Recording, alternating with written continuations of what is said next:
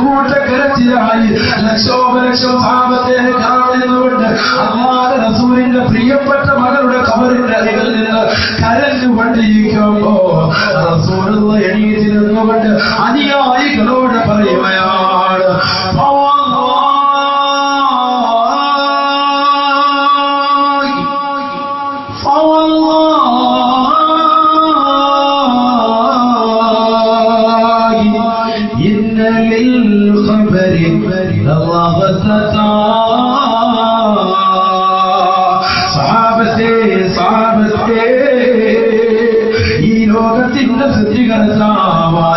ഈ ലോകത്തിന്റെ പരിപാലകനായ, ഈ ലോകത്തിന്റെ ജഗന്നിയന്താവായ, ഈ ലോകത്തിന്റെ സൃഷ്ടികർത്താവായ, ഈ ലോകത്തെ മുഴുവനും പരിപാലിക്കുന്ന, ഈ ലോകത്തുള്ള സർവ്വജീവജാലങ്ങൾക്കും ആകാരം കൊടുക്കുന്നതായ പടച്ചറപ്പുണ്ടല്ലോ.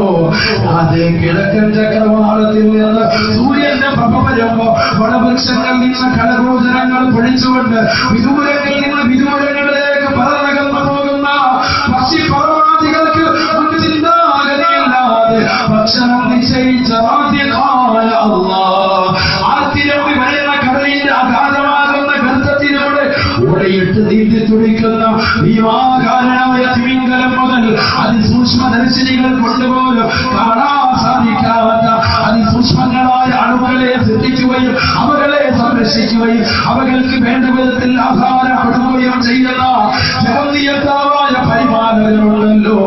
ആ പടച്ചിറപ്പിനെ തന്നെയാണ് സത്യം. സഹാബത്തെ നിങ്ങൾക്കറിയണോ അറിയണോ, ഇന്നലിൽ ഖബരി ഒരു വ്യക്തി മരിച്ചു കഴിഞ്ഞാൽ, അവനെ കുളിപ്പിച്ചു കഴിഞ്ഞാൽ, അവനെ കഫുമ്പടയിട്ട് കഴിഞ്ഞാൽ, അവനെ ജനാദ തട്ടിലേക്ക് വെച്ചു കഴിഞ്ഞാൽ, ആ ജനാദ തോളിലേക്ക് എടുത്ത് വെച്ചു കഴിഞ്ഞാൽ, അത് പള്ളിയിലേക്ക് കൊണ്ടുവന്നു കഴിഞ്ഞാൽ, അത് നമസ്കരിച്ചു കഴിഞ്ഞാൽ, അത് പള്ളിക്കാട്ടിലേക്ക് കൊണ്ടുവന്ന് തസ്ബീഹ് ചൊല്ലി കൊണ്ട് നാട്ടുകാരും വീട്ടുകാരും ഉസ്താദുമാരും മുതല്ലിമീങ്ങളും കുടുംബാദികളും തിരിയുമ്പോ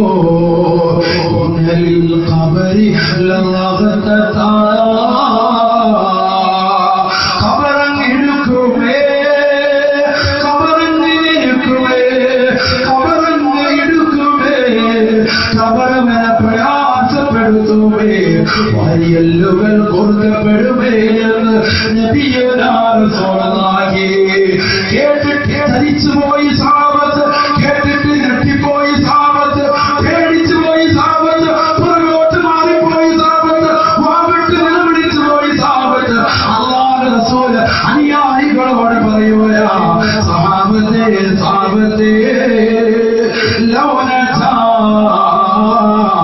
അഹദു മിൻ ലഗ്തത്തിൽ ഖബർ ലനജാ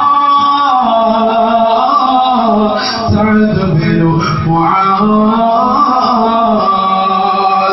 ആരെങ്കിലും ഖബറിന്റെ കത്തളത്തിൽ നിന്ന്, അതിന്റെ ഇടുക്കത്തിൽ നിന്ന്, അതിന്റെ പ്രയാസത്തിൽ നിന്ന്, അതിന്റെ നൊമ്പരത്തിൽ നിന്ന്, ആ ഖബറിന്റെ വിഷമത്തിൽ നിന്ന്, അതിന്റെ നെരുക്കത്തിൽ നിന്ന് രക്ഷപ്പെടുമായിരുന്നുവെങ്കിൽ ലനജാ സഅദ് ബിൻ മുആദ്. എന്റെ പ്രിയപ്പെട്ട അനുയായിയായ മദീന നിവാസികളുടെ നേതാവായ സഅദ് ബിൻ മുആദ് രക്ഷപ്പെടുമായിരുന്നു. പക്ഷേ ആ സഅദ് ബിൻ മുആദ് പോലും രക്ഷപ്പെട്ടിട്ടില്ല. ഖബറിന്റെ ഇടുക്കത്തിൽ നിന്ന് രക്ഷപ്പെട്ടിട്ടേ ഇല്ല.